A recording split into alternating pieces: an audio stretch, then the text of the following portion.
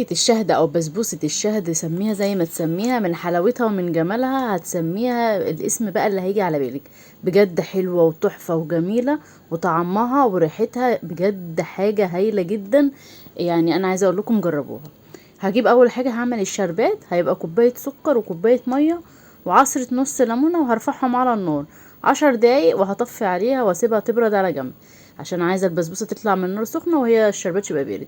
هجيب كوبايتين لبن وعليهم معلقتين سكر، وهجيب باكو فانيليا، وهجيب ربع كوبايه جوز هند او كوبايه جوز هند حسب ما تحبي، ومعلقتين كبار كده زبده، وهقلبهم وارفعهم على النار. اول ما يسخنوا معايا ويخشوا معايا كده في ان هما يسخنوا، هنزل عليهم دقيق السميد. هجيب بقى الصينيه اللي معايا دي مقاس 26، هدهنها زبده من الارضيه كويس قوي عشان ما تلزقش معايا وهي في النار، عشان اعرف اطلعها بعد ما اقطعها معاكم. هوريلكم بتطلع معايا بكل سهوله ازاي عشان دهنه الزبده دي. هرفعها بقى كده على النار واسيبها تسخن. جبت بقى كوبايه دقيق سميد، ده خشن ناعم اي حاجه.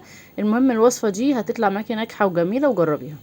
هقلبهم على النار كويس قوي، واول ما هيبداوا يتقلوا معايا، انت هتلاحظي بالمعلقه بتاعتك اللي هي بتتقل معاكي واحده واحده، خليكي وراها لغايه لما تاخد السمك اللي هو التقيل دوت.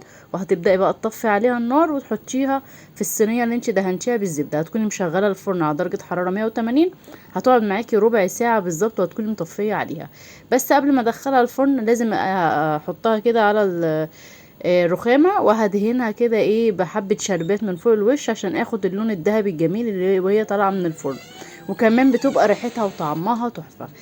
بصوا بقى كده الشربات بعد ما طلعت من الفرن، الشربات بارد والبسبوسة بتاعتي او كيكة الشهد سخنة، بتبقى تحفة وجميلة. وهقطعها معاكم وهوريها لكم هتبقى عاملة ازاي.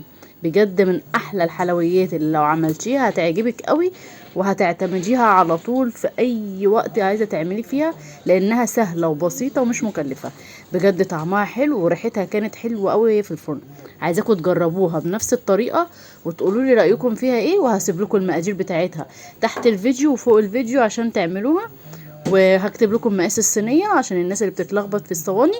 كل ده هتلاقوه في صندوق الوصف وفوق الفيديو. جربي الوصفة وقولي رأيك فيها ايه في التعليقات، وان شاء الله انا متأكدة ان هي هتعجبكم، ومن اول مرة هتعمليها هتنجح معاكي. بجد جربي الطريقة، لان بجد طريقة حلوة اوي وسهلة وبسيطة، وبألف هنا وشفا لكل حد هيعملها.